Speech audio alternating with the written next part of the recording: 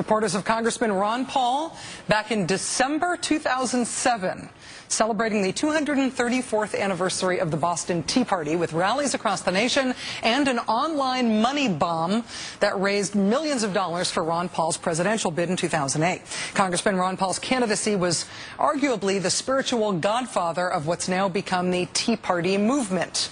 The current figurehead of the movement, arguably, is Sarah Palin. She's endorsed Ron Paul's son, Rand, who was open-minded enough to make his Senate campaign announcement several months ago on this very show. Rand Paul, like his dad, is philosophically a libertarian, but he's running for office as a Republican.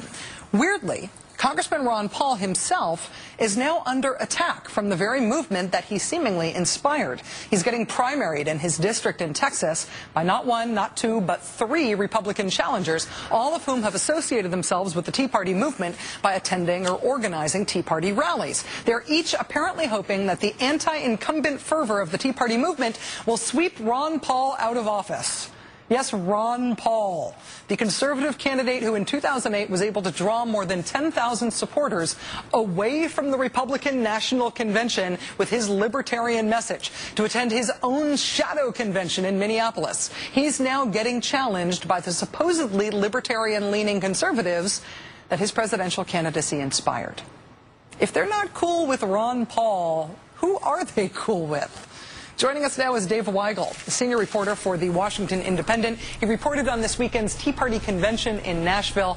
Dave, it's very nice to see you. Thanks for being here. Oh, it's good to see you. Thanks.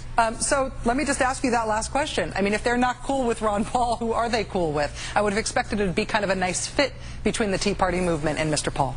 Well, no, he's never been a really good fit with these types of conservative activists because of the war issue.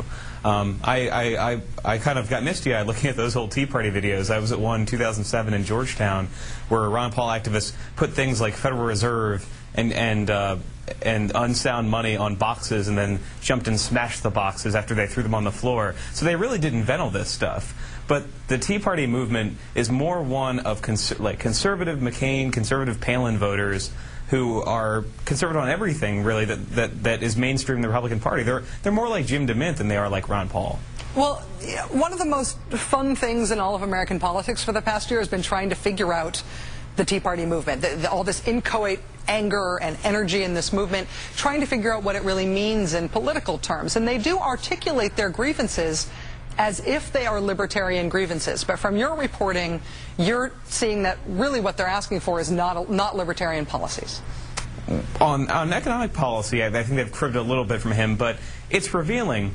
Whenever you hear that the Tea Party movement is completely independent and completely one of inchoate populist anger, that leaves out that they're really pushing on an open door when it comes to the Republican Party. There's very little they say that the Republican Party disagrees with in the mainstream. Tom Tancredo, you played before, he was at the convention after he gave that speech and gave a little pep talk to a room on immigration policy and said, hey, you guys did this really well before. Back in 2006, you were melting the phones and you were stopping the Congress from passing immigration reform. Now, Ron Paul also happens to be against immigration amnesty, but those libertarian ideas that might be popular at the Cato Institute, they're not really popular with Tea Party activists. They're much more hardcore conservatives who are really comfortable in the Republican Party.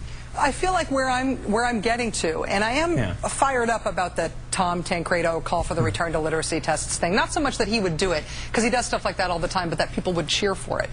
And I guess I see the choose Ron Paul versus choose Sarah Palin test as kind of litmus test for the politics of the Tea Party movement. That combined with cheering Tancredo on this, I think, very racist appeal makes me feel like the modern Tea Party movement is an outgrowth of the sort of angry people we saw frustrated during the McCain-Palin campaign saying unpolitically correct things at rallies, not an outgrowth of the people who had done Tea Parties before.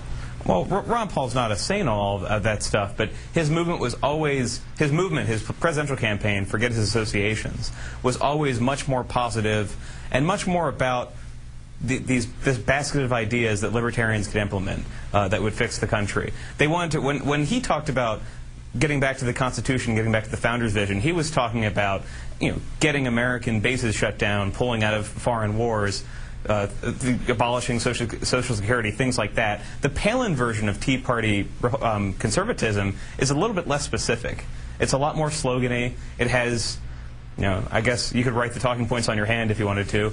And it's not so much about these well-thought-out historical solutions, but there's a general idea of the Constitution, and it just so happens to fit in with things that the Republican Party right now is very much into. So yeah, there are less difficult choices there.